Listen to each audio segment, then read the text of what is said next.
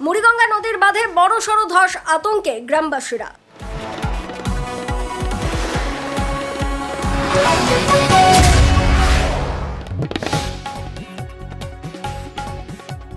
লট নম্বর 8-এর মুড়িগঙ্গা নদী বাঁধে ধস, রাতেই গ্রামে ঢুকছে নোনা জল, আতঙ্কিত মানুষজন। পূর্ণিমার কোটালের জেরে নদী ও সমুদ্রের জল অনেকটাই বেড়েছে, যার জেরে গতকাল রাতে হঠাৎ ধস নেমে লট নম্বর 8 এলাকায় নোনা জল ঢুকেছে গ্রামে, যার জেরে গ্রামের পুকুর, রাস্তাঘাট একেবারে জলের তলায় চলে গিয়েছে। দ্রুত ব্যবস্থা গ্রহণ না করলে এবারে বাড়ি ঘরে ঢুকে পড়বে নোনা জল।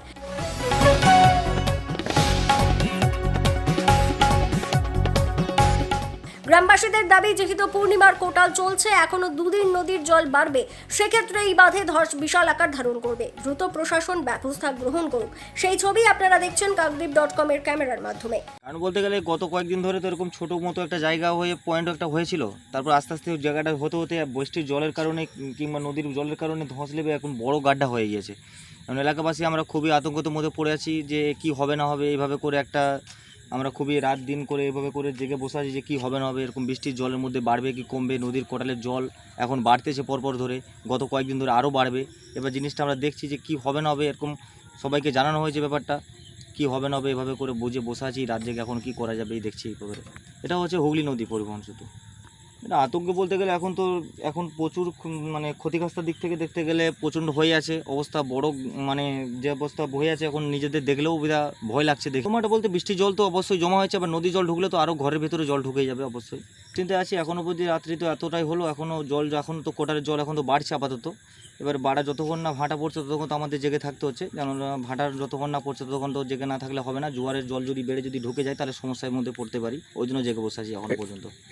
ড্রেন ছিল না, ওই ভুল বসিয়েছে জল কাশির জন্য, সেই থেকেই হচ্ছে। পূর্ণিমার কোটালে হয়েছে, পূর্ণিমার কোটালে প্রচুর আতঙ্কের সব ডুবে আছে, সব ডুবে আছে, তো এলাকা ডুবে আছে। জানিয়েছি, জানি। ব্যবস্থা নিয়েছি। উনি বলতে পারবেন না।